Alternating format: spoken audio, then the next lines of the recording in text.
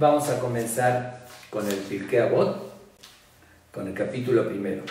Pero cuando se empieza a estudiar el Pirkei Avot, hay una Mishnah que está en el Tratado de Sanedrín, que es como introducción.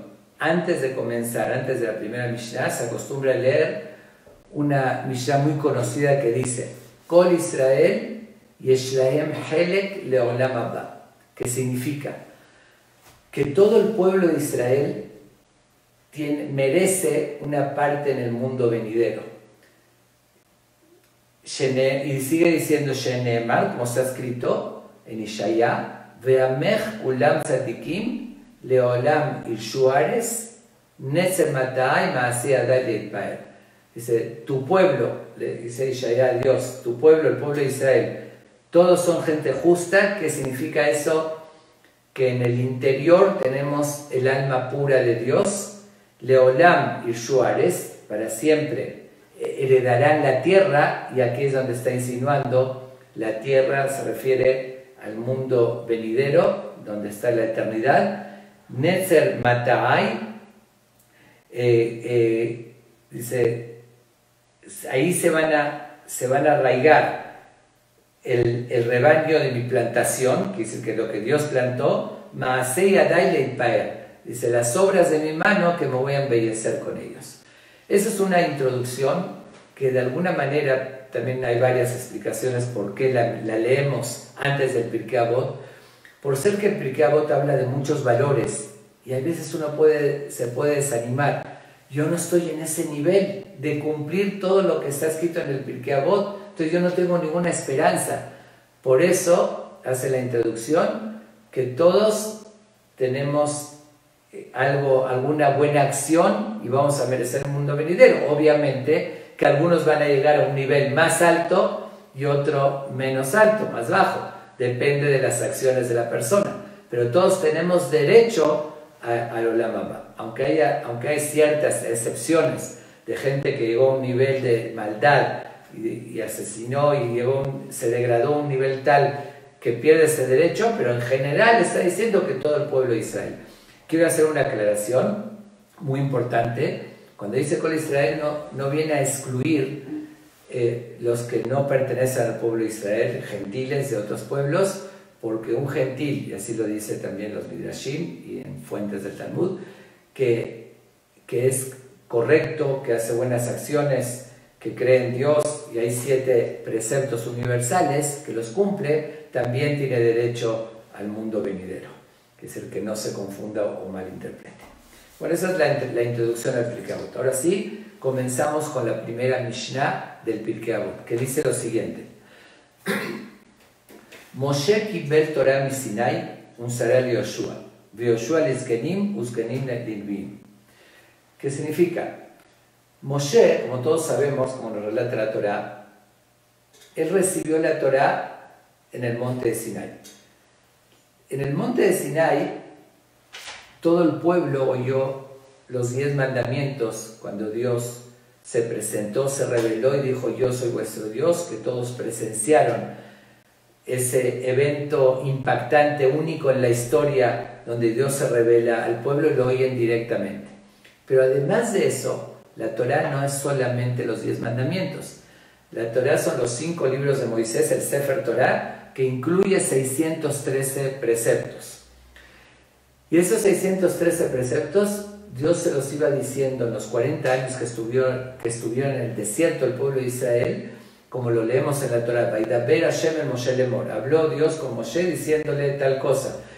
Daber el Bene Israel, diles al pueblo de Israel tal y tal precepto. Y así pasaba unos días y le iba diciendo otro precepto. Todo eso lo recibió Moshe y se los transmitió al pueblo de Israel. Pero además de la Torah, que después la escribió, que es lo que nosotros conocemos como el Sefer Torah, como la Torah escrita, además de eso está lo que se llama la Torah Shebe'al Peh, la Torah oral, porque la Torah escrita solamente no la podríamos descifrar si no tuviese una explicación agregada.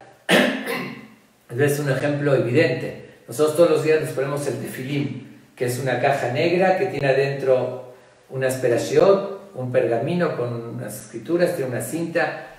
En la Torah no dice los detalles de cómo ponerse el tefilín. ¿Qué es el tefilín? Dice, será una señal en tu mano y totafot, que es una palabra muy extraña, entre tus ojos. Si no existiera en la Torah oral, la explicación de los detalles y el sentido de cada cosa, no podríamos descifrar la Torah. Entonces todo eso, como dice la Torah, que estuvo Moshe varias veces, 40 días y 40 noches en el cielo, y Dios se le revelaba constantemente, Dios le explicó a Moshe todos los pormenores de la Torah. Entonces se complementa la Torah escrita y la Torah oral. Siempre tuvo que haber un líder que conozca todos esos pormenores para seguir transmitiéndolo, porque nosotros hoy en día, después de 3.380 años, que conocemos todos los detalles de la Torah, es porque nos las transmitieron generación tras generación. Entonces, como introducción, en la primera Mishnah nos dice, Moshe fue el primero que la recibió de Dios, Umsaral Yoshua, su sucesor fue Yoshua, en español Josué, que es el siguiente libro, el de los profetas, que el primero es Yoshua. Yoshua fue el sucesor de Moshe y Moshe le explicó todos los pormenores a él para que se lo transmita al pueblo de Israel. Todo el pueblo de Israel lo estudió, pero alguien tenía la responsabilidad de no permitir que se olvide y de mantener el conocimiento total de todos los detalles. Sigue diciendo, Yoshua Lizkenim. Yoshua se lo transmitió a los ancianos, se refiere no solamente a ancianos de edad, sino así los llama a los sabios, a los grandes sabios, que cuando murió Yoshua, ellos fueron los que siguieron y mantuvieron la transmisión de la Torah. Uzkenim Bilbim, los ancianos se lo transmitieron a los profetas, que también conocían toda la Torah oral, todos los pormenores, y ellos además hablaban con Dios, que fueron los grandes profetas. Okay. Y después los profetas, que tenemos el Tanaj. Tanaj significa Torah, Nevi'im, Ketuvim. La Torah es la Torah de Moshe, los 5 libros, que es de Dios, que se la transmitió a Moshe. Nevi'im son los profetas, Yoshua, Shofetim, Shemuel, diferentes profetas. Y después de esa época, un Nevi'im Mesarúa, la Anshe Knesset Agdola. Los Nevi'im se los transmitieron a los hombres del gran parlamento. Hubo un gran parlamento rabínico que incluía desde Esdras, Sofer hasta Mordejai, de la historia de Purim y demás, que pertenecían al gran parlamento. Y ellos establecieron muchas cosas muy importantes que las tenemos hasta hoy, textos del rezo y muchas otras cosas. Fue el parlamento más grande que hubo en la historia, de 120 grandes sabios que estaban calificados para poner reglas y demás. Y al margen hago un comentario, hoy en día la Knesset de Israel, Knesset es parlamento, tiene 120 diputados, que lo hicieron simbólicamente 120, recordando a la Knesset, al Sheikh Knesset, los hombres del gran parlamento, aunque no tiene nada que ver, ¿no? Aquellos eran grandes sabios de la Torá y los parlamentarios actualmente, muchos no tienen nada que ver con los valores del judaísmo, algunos de ellos, algunos sí, otros no, pero bueno, representan el gobierno de Israel. Bueno, ahora sí, terminando la Mishnah dice, ellos, este gran parlamento, dijeron 3 cosas. Y hago aquí una aclaración importante, que obviamente que transmitieron muchas enseñanzas, eran 120 grandes sabios, y enseñaron al pueblo de Israel un sinfín de enseñanzas profundas de la Torá y leyes y demás. Pero ¿qué significa que dijeron 3 cosas? Significa que estas 3 cosas la destacaron mucho y hicieron mucho énfasis en estas 3, considerándolas de suma importancia. ¿Y cuáles son esas 3 cosas? La primera es Hebum Etunim Badin. ¿Qué significa Hebum Etunim Badin?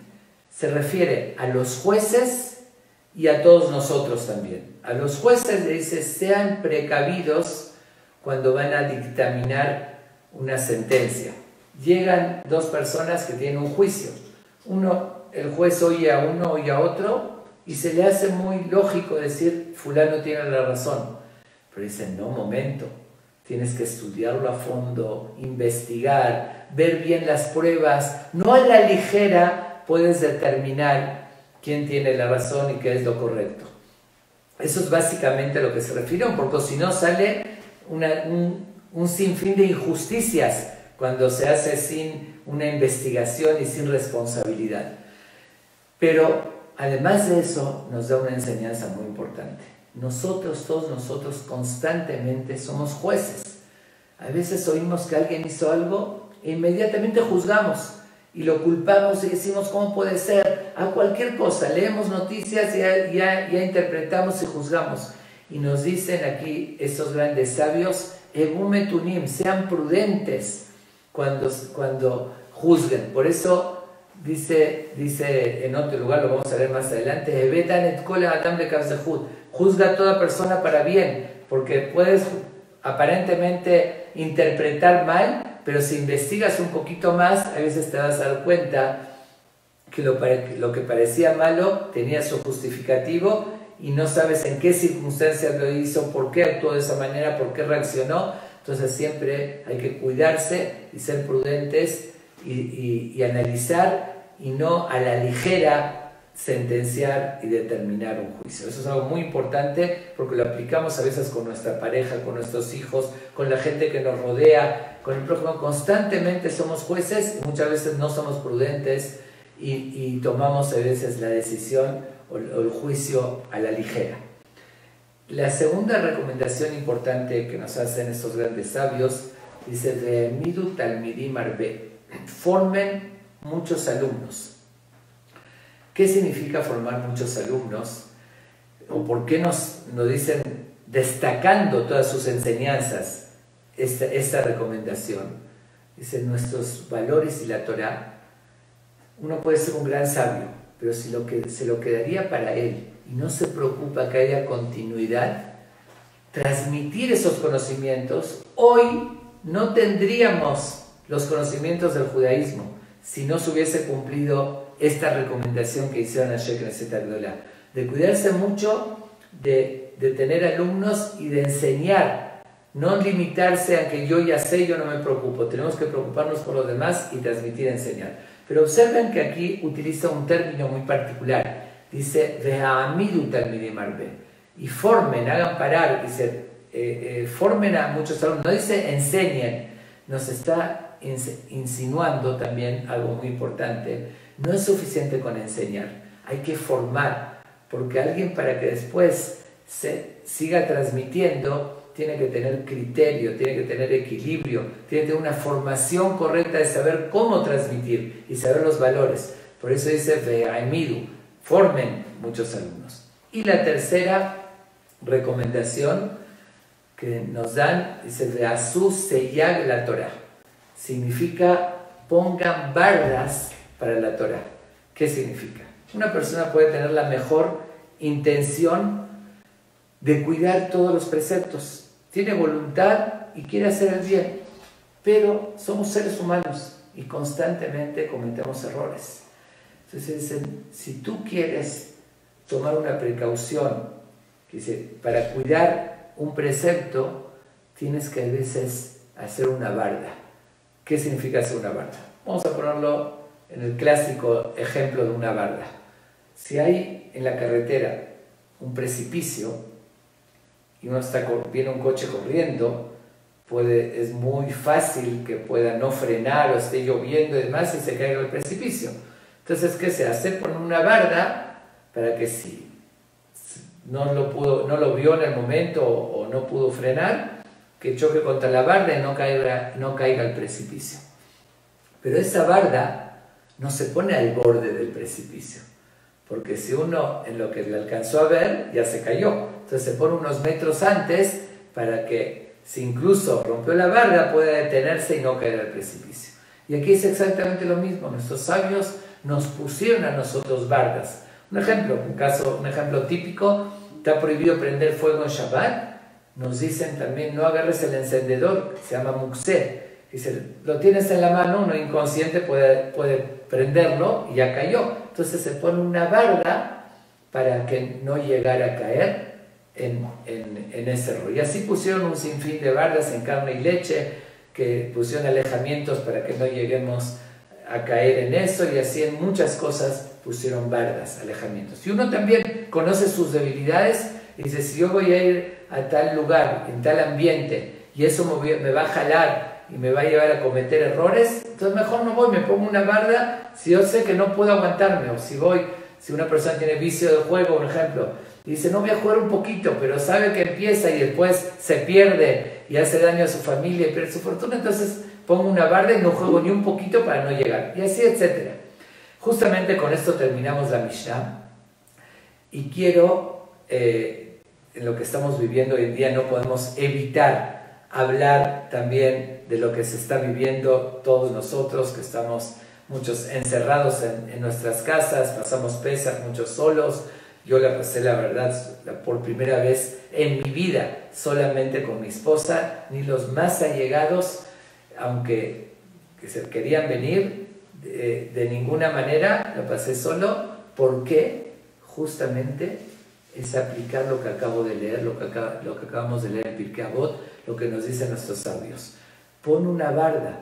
Uno dice, ay, pero yo me voy a cuidar. Es lo que está pasando hoy en día, la verdad, que a mí me tiene muy preocupado. Está sucediendo en Israel, en Estados Unidos y en México también.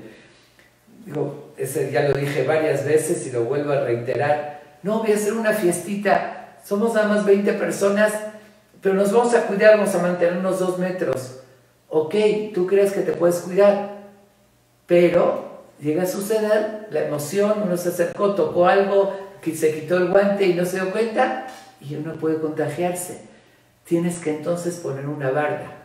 No hago esto como algunos, lamentablemente, y lo digo con, la verdad en esto sí lo digo con enojo, porque eso es Hilul Hashem, y eso está degradando el nombre de Dios, y en vez de hacer una misa están pecando. La gente que oigo que todavía se reúne, no sé, en Polanco, en saloncitos, en edificios, y siguen rezando, creyendo que están haciendo una mitzvah. Y eso es un pecado porque están poniendo en riesgo vidas de otras personas.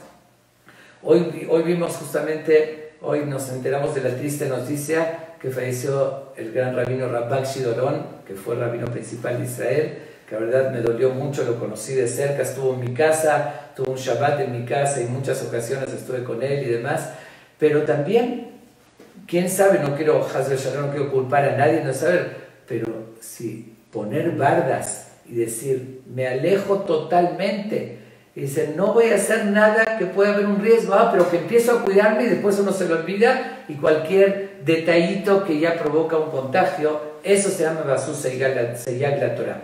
Bardas a la Torah, y eso es a la Torah, porque Hashem nos dice que cuidar la salud y no exponernos a nosotros y a otros. Eso es literal. Hoy justamente, más que casualidad, estudiamos la primera Mishnah de Pirkei Avot, que termina diciendo, Veasú Seyag, pongan bardas. Dice, alejamientos, no te confíes, no hay forma de decir, me cuidé todos los detalles. Me olvidé que la superficie de la mesa la tocó, me olvidé que abrí la puerta y en eso no me fijé. No existe, hay varias personas reunidas, seguro que se pueden exponer y hay riesgo. Y hay que tomar las medidas y las precauciones absolutas. Vamos a terminar con esto, Basú Seyag la Torah, y pedirle a Dios que ahorita vamos a cuidarnos, demostrar que apreciamos lo más valioso que Dios nos dio, que es nuestra vida, que tenemos la oportunidad aquí de hacer mitzvot, de superarnos, la vamos a cuidar, la nuestra, la de los demás, y Dios mediante, así lo vamos a pedir de todo corazón a Dios, que mande refuah shelema a todos los enfermos, que se quite ya este mal de la tierra, y que pronto podamos reunirnos ya para decir Kadish en el Knis, para rezar, para hacer fiestas, bodas completas. Ahorita sustituimos este estudio, esta Mishnah, en lugar del Kadish, que tiene mucho valor, de hecho más valor. Si alguien de los que están oyendo por esta reflexión decide superarse en algo, poner una barda, cuidarse en algo y demás, eso se dedica al Ilun Ishmat y tiene más valor todavía que el Kadish. Lo digo con certeza. No significa que cuando se pueda decir Kadish no hay que decir Kadish. Hay que decir Kadish y además estudiar Torah y más la Mishnah, que eso tiene muchísimo valor.